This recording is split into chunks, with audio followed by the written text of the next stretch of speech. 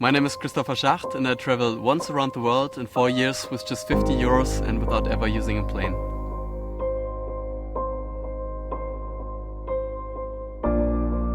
Hallo liebe Familie, ich wollte euch einfach ganz liebe Grüße senden aus dem Indischen Ozean.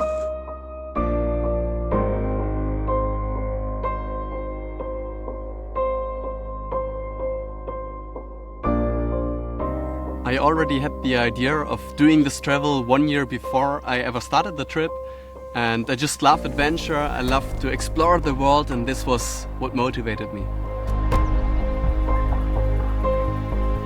At that time I did so many things at once that my schedule was already planned entirely for the next 4 weeks ahead. So I had plans after plans after plans after plans. I felt kind of imprisoned and I wanted to break out, be free and live day by day, not knowing what's ahead, but just living moment by moment. So my new plan was not to have a plan at all. I wanted to embrace the unexpected. So if I would like a place, I just stay, and if I don't like the place, I will just move on. I could not have afforded the whole world journey anyway, so I just thought I would start with little money and see how that would work. And it worked!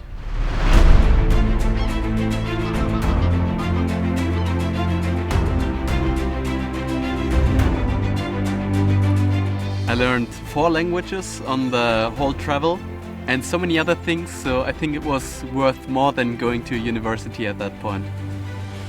So I was preparing myself to be not prepared, basically, while reading through blogs. What should I take care of before I leave? Like vaccines, a visa probably, and all these kind of things.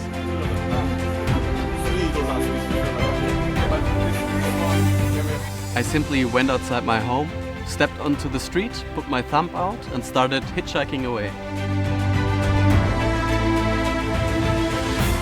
So if you consider the distance, I actually went 2.5 times around the world, more than 100,000 kilometers. But because I of course wanted to see the places, I started off in Europe and started working on sailing boats to cross the Atlantic Ocean into the Caribbean. Then went 1 year around South America, then crossed the Pacific Ocean until South Korea, Japan and China, through Southeast Asia to India, and then through the Middle East with Pakistan, Iran, Turkey, back to Europe. I thought traveling on a low budget would bring me closer to the people. Can anyone say hello? Like, hello! Hello! So in general, it's not about how much money you earn, but about how much money you spend. And there are 3 big points that people spend their money on when they go on holiday, and one is accommodation. So I start with this one. If you sleep in a mixed dorm room in Europe during the high season, you pay at least $35. And so I could not afford this, but instead slept in my tent or used the couch surfing network, or I met people randomly on the street who I got friends with and who invited me to stay at their place. The second is transport, and of course I did not use a plane, but I worked on sailing boats and I went hitchhiking to hardly ever pay for buses or trains.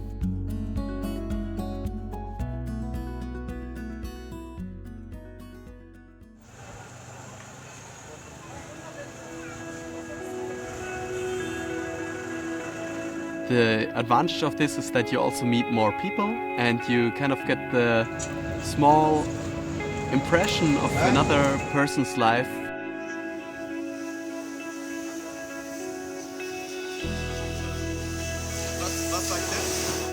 I met all kinds of people who I would have never met without hitchhiking.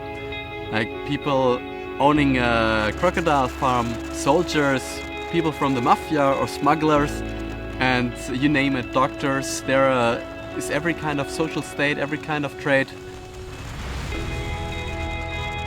I went by car, by motorbike, even a small distance in the jungle with a helicopter. So there were many adventure stories happening around that. So the third one is food, and when it comes to that, I'm really not picky at all. I eat virtually everything, even if it smells already a little bit because it's too old. You can still put some chili pepper inside or fry it, so it's good for your stomach again and you can eat it. So I was always looking for the cheapest food within the region. This could be bananas or bread, vegetables, noodles, rice very often, and things like this.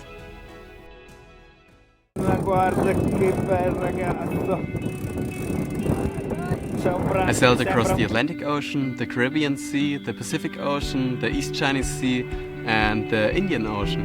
So I started the Atlantic crossing in Gibraltar, getting onto an Italian sailing boat, and we crossed until the Caribbean Sea, and I changed the boat onto a food cargo ship with which I got to Venezuela. I always worked for board and lodge, so I never had to pay anything. Also the cargo ship took me for free. I started with walking around through the marina docks and talking to the people and asking if anyone would need crew to do the next trip. And eventually I found somebody who said yes! Okay. I was so excited. It was my big dream of my childhood to once cross a big ocean, and now finally it got reality.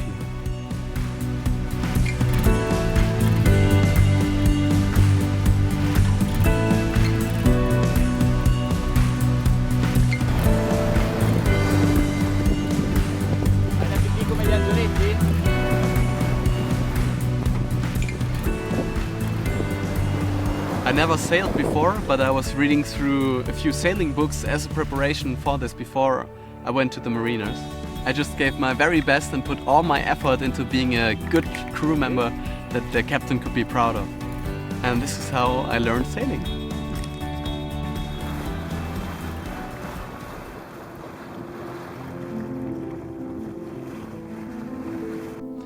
So when we crossed the Pacific Ocean, it was a whole sailing time of 90 days. And the longest time not seeing land was 31 days. But of course, it took 1 year because we also stopped on the islands, did some repairs, had a look at the different cultures, the beaches, did some diving. There are so many islands to discover, it's unbelievable. So many untouched places that nobody has ever been before. You also have to wait for the right season and the right winds, and usually it's a small, narrow weather window which you have to use and with which you're moving across the ocean.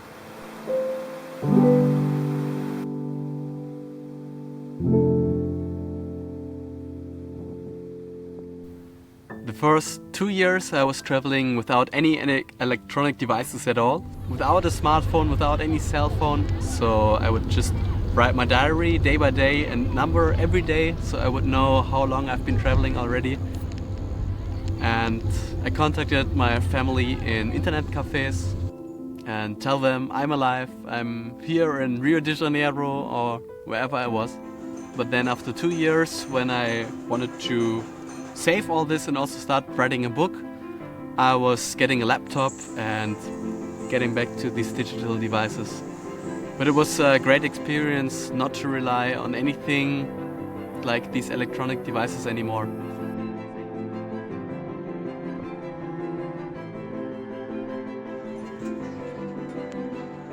The money for the laptop I got from working in the Philippines for 2 months on a sailing yacht. It was 40 degrees in the sun, we were grinding down the deck to renew the whole wood on the top of the boat, and it was fiberglass, so all these small splinters, they came into the skin and it was itching really hard. But this was very typical for my trips. I did all sorts of jobs and probably more than 30 different jobs. From working in the Panama Channel on selling fruit salad on the beach, working in the gold mining areas in English Guyana, directly in the jungle, or being discovered as a model in Korea, or doing a clinical trial of medicine in a hospital, so really everything.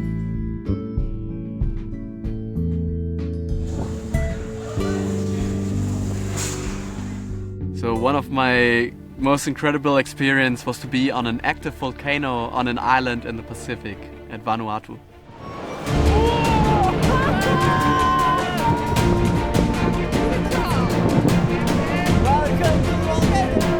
So you're standing on the rim of this active volcano, the whole mountain is shaking and you know that you could slide down any moment. The lava is flying over your head. So it's crazy.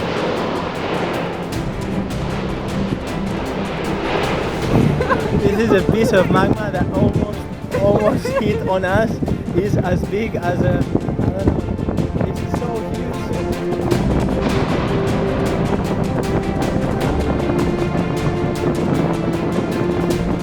huge. So unbelievable what powers there are in nature.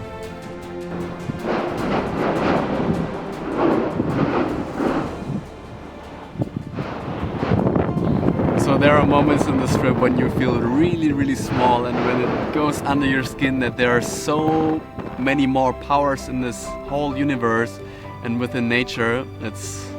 You're just a tiny glimpse of it.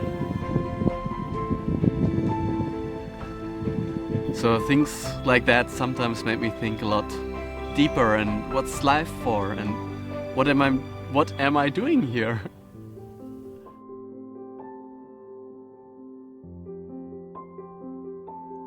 I would say what impacted me the most of all my travel was getting closer to God, which was very unexpected. I did not think of this when I started the trip, that ever this would happen. During my trip I found a very deep Christian faith. Before I started my trip I was very much into physics, mathematics, and actually had a scholarship of software engineering. So I was always thinking I would one day probably do my own programming business, but then everything changed. Now I'm studying theology. Another thing that I brought back from my travel is a wife. My mother can't really say that I wasted my time during all these years.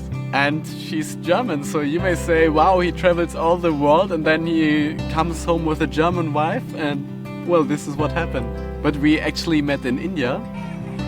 We had written over the internet without knowing each other for 15 months, and then she decided to come to India. And we had a coffee there, we shared traveling for about 10-11 days, and we got together, and now we are husband and wife.